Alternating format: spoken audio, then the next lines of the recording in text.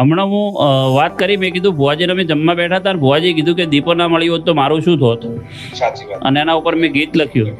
હા, એના બદલે અમે જમવા બેસતા હતા અને ટિફિન આવ્યું હતું અમારા મિત્રનું, સેવકનું, અને ત્યાં બેઠા હતા ત્યારે બે બેસતા બેસતા એવું હતું કે દીપો ના મળી હોત તમારું શું થાય. એના પર આખું ભાઈએ સોંગ લખ્યું એ બદલ થેન્ક યુ, ખૂબ આભાર.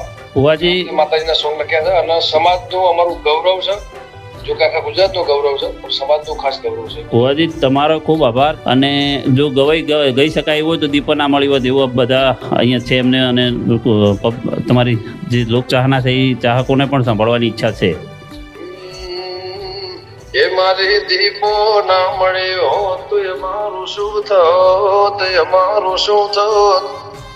એ અંતરની વાત દેવી કને જઈને કહો, દેવી મળીને આ દુનિયા રે મળી.